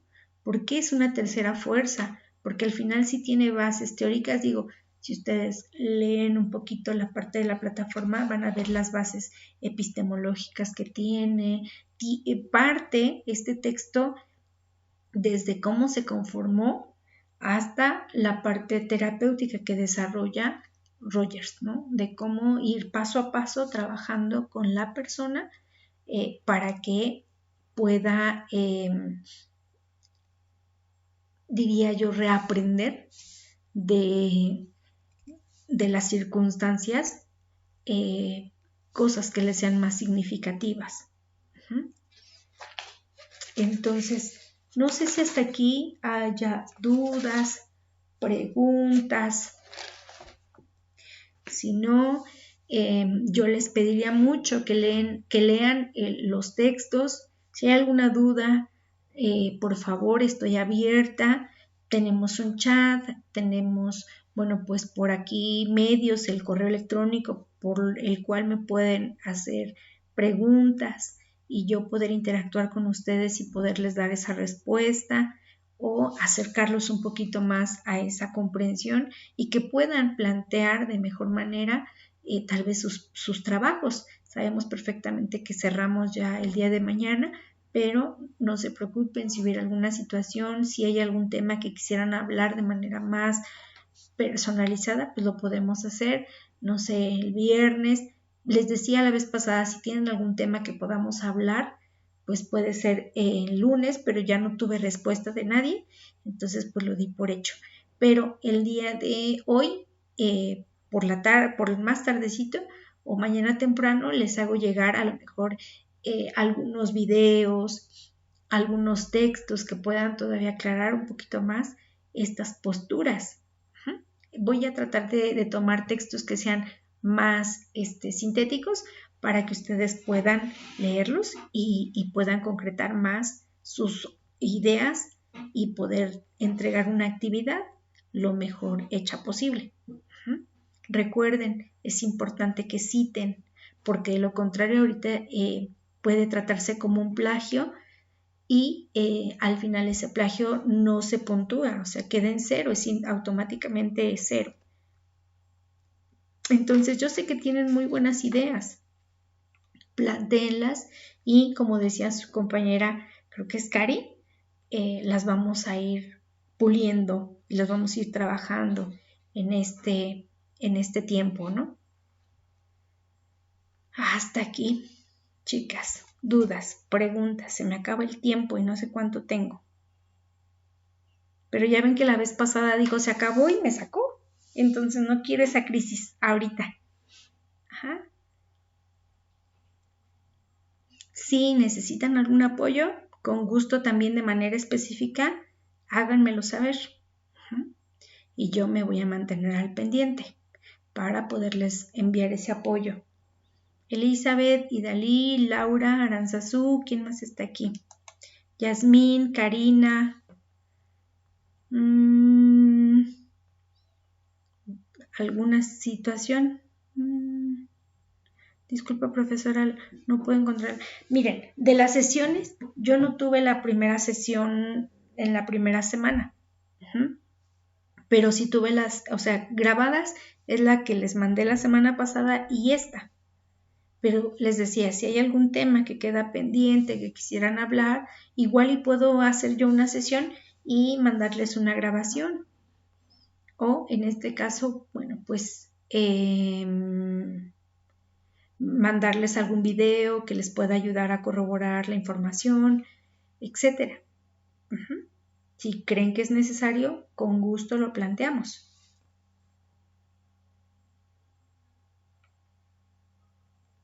Ok, gracias Karina. Y bueno, pues la siguiente semana yo creo que también nos veríamos, si no hay mucho problema, igual el miércoles de 6 a 8. La semana sí quedó, Elizabeth, sí quedó grabada la de la semana pasada. Y ya la envié, pero no sé si no te llegó, nada más avísame para que ahorita te la envíe, junto con esta de una vez. Y aquí voy a tratar de agregar a lo mejor algún video sobre la teoría centrada en el cliente. Bueno, en la persona. Alguien escribió. Veo.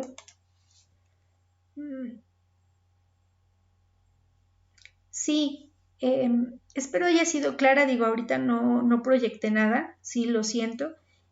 Pero créanme que, bueno, pues pueden checar esta información. En el programa o en el plan de trabajo viene algunos libros de los cuales también me basé, que es en los modelos terapéuticos contemporáneos, que es, se llama 6 enfoques psicoterapéuticos, que en ese modelo viene la parte de el modelo centrado en la persona de Rogers. Viene todos los antecedentes, entonces también viene muy completo, digo, es muy poquito tiempo, pero viene muy completo esta parte terapéutica. Y en el otro libro de teorías de la personalidad, ahí viene, por ejemplo, Winnicott y viene Melanie Klein, también viene Freud, viene Anna Freud, viene Jung, vienen todos estos teóricos del psicoanálisis clásico y contemporáneo, algunos contemporáneos, que pueden también serles de mucha ayuda. Entonces, chicas, chicos, si no hay más dudas, preguntas, pues fue un placer encontrarlos por aquí. Muchas gracias. Disculpen si hay alguna situación de interrupción. A veces también el nerviosismo, ya conforme va pasando, creo que la dinámica de la sesión, pues como que me voy tranquilizando. Al principio también entro como nerviosa, son algunas de las primeras veces, pero con su apoyo iré trabajando e iré perfeccionando todo esto. Gracias por la confianza de estar aquí. Entiendo que hay otra clase. Voy a preguntar qué es lo que pasó, porque por eso tenemos un calendario y pues checar los tiempos. Entonces, si no hay más situaciones por el momento, les agradezco, que tengan una excelente noche, les envío un fuerte abrazo y me mantengo al pendiente de lo que escriban. Ya empiezo a responder los correos que me faltan, las situaciones y los trabajos que me faltan en el transcurso de hoy y a más tardar mañana. Ya tienen que estar, para que vayan revisando.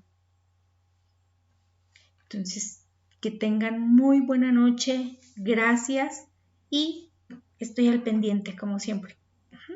Bonita noche.